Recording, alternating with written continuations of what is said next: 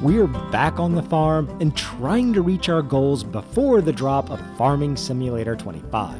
So it's going to be another busy episode, squeezing every last dollar out of the farm here on hard mode and taking some risks. Let's just hope all our gambles will pay off in the end.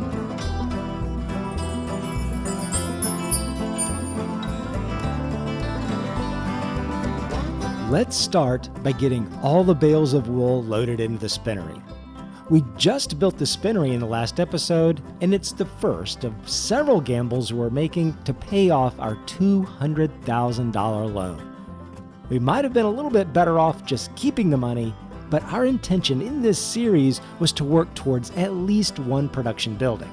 So I kind of feel like we needed to stay true to the original vision for the farm and balancing the bottom line goal of paying off the $200,000 loan while still making a productive, self-sustaining farm. Let me go ahead and activate the production, then we'll get on with loading the rest of the wool from our beautiful sheep. Let's see how we're doing. 16,000 liters of wool loaded up. And look, we can just watch the liters of fabric roll in. Perfect. That wool should hold the spinnery for a while, so we'll just move a couple more pallets over, then pass the day into September and formulate a plan, because we're in a little trouble. It's daybreak in September, and the issue we have is money, or the lack of it. After the bank and everyone took their payments, we're down to a little over $800. That's not enough to even pay our monthly bills, and we're going to need at least $5,000 more to rent a carrot harvester next month. So here's my plan. First, we'll sell some of these sheep. Both sheep barns will be overcrowded when we click over into October, so we'll pre-sell a dozen from each barn to make just enough room for the new births. When the new lambs come in, we'll be up to 60 sheep in each barn, and that's a pretty good number. I'll also sell the youngest ones because the older ones are making us more wool than the lambs. I'm also selling directly from the barns. After a little calculation, renting a trailer would cost us more money than the transportation cost of selling directly from the barn. Well, I messed up on that second sale and sold the $200 sheep rather than the $125, but it's not a huge deal. We won't suffer from it. Okay, about $4,000 added to the account, but we're still quite short from what we need next month. So we'll mow some grass and think about it. I do a lot of thinking in real life and get video ideas when I cut my grass, so maybe that'll happen here in the game. The grass has a full 3 months of growth, so it is ready to cut, and we'll just force the mower over the stumps to get as much grass as we can.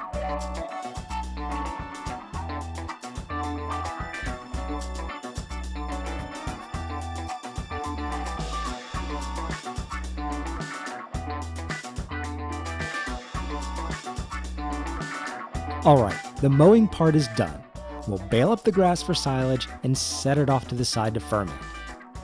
Let's check the spinnery right quick. Our first pallet of fabric. At prime market time, this pallet should be worth about $3,500, which is exactly what the farm needs, especially after dumping a bunch of money on tractor repairs. The grass field has been so good. It's not only fed the sheep, but it's been a big moneymaker in silage. But enough talk, let's get after it.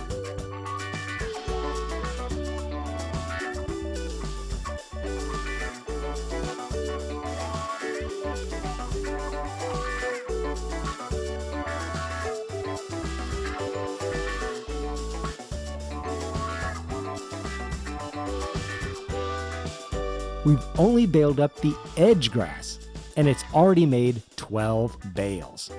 You should never underestimate the money you can make off the little bit of grass around the edges of your farm. 12 bales of silage can equate to about $12,000 on hard mode, which is awesome. And we haven't even started on the main grass field.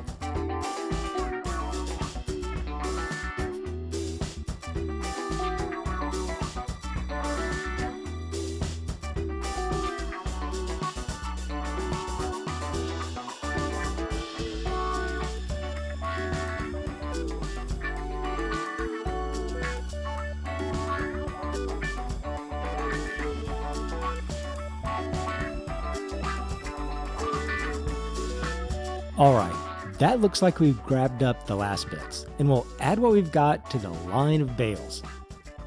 That felt like a lot of bales, and like usual, I forgot to reset the bale counter, so let's see. Yes, 35 bales in all. That'll be good money when they're ready, but for now, we'll drop off the baler and go get our roller to prep the field for the next 3 months. We'll get that nice second application of fertilizer we get from rolling.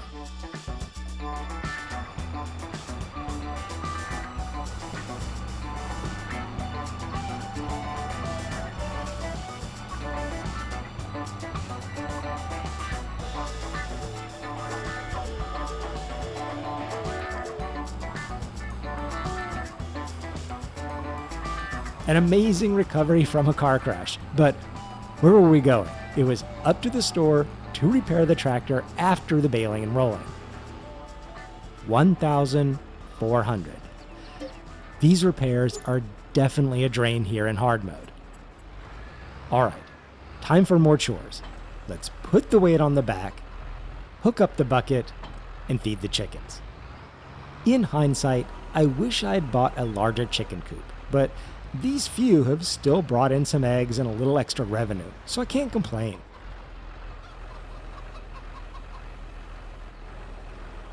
I still have a money problem, but I've decided what to do. I'm going to sell just a few of the silage bales that are ready and get a little working capital for the farm. I thought about going bare bones and selling only 5 or 6, but I think I'll sell 10. That should be enough to get us the carrot harvester with a lease and hopefully get us through a few more months into December when we can start selling the barley and some other things. We can wait until October to rent the baler, but we'll get them loaded up now, then pass the time into the next day and sell the bales when the price will be just a little bit better.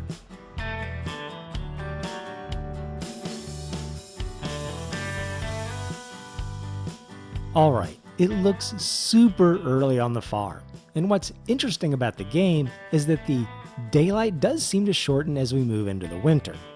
Normally, at 7 a.m., it's a little lighter out than it is right now, which is a game feature I do love, as it adds that little bit to the realism. I'll get the pallet fork and move some of the lettuce, and also move more of the wool over to the spinnery.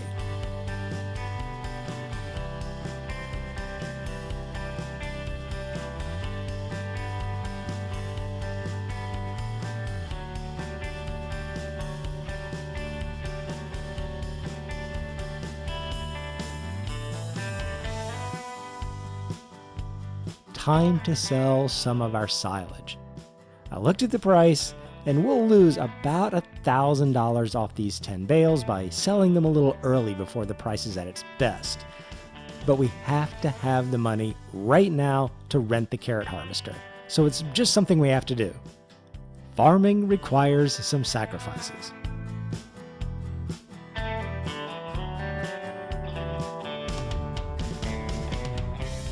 Okay.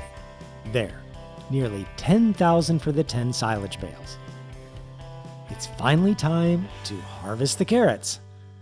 I know this will be a big job, but we're going to approach this in what I think will be the most economic fashion. In the available harvesters, there's ones that make pallets, like the cheapest one.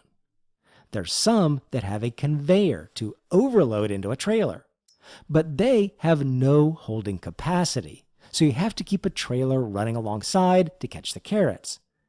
Those would mean us having to rent a second tractor and hiring an AI worker to drive the harvester while we cart the trailer.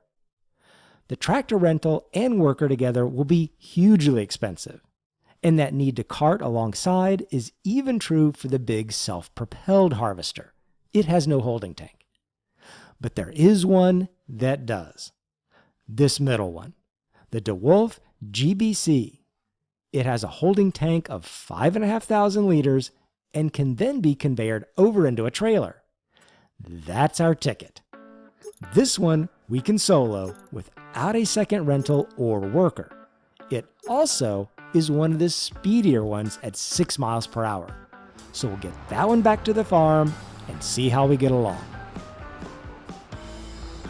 Let's detach all the extra tractor parts, like the front loader and the rear weight. We won't be needing either of those, and get things into position for the harvest. I've raved about the tractor, even though it is getting very old, but it also lets us front couple onto things like the trailer and drag them into place. It's just so good. Okay, let's get harvesting. We can drive right down the middle of the rows and get 2 rows in one pass, even though this is a single row harvester. So we'll do that. To avoid crop damage, I'm also going to have to swing around to the far side of the field and keep the harvester part only in the crop. We could probably put on row tires and just drive on the crop, but that's another expense. And quite honestly, I don't think it's even necessary. This looping around at each end should work out just fine and give us a chance to pass by the trailer and unload as we go.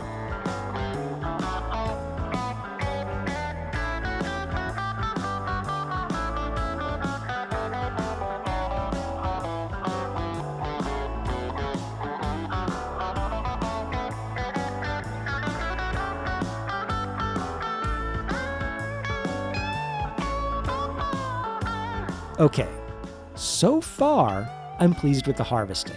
It will take a long time, but it's working like I planned. We just need to keep going and put in the hard work to support the farm.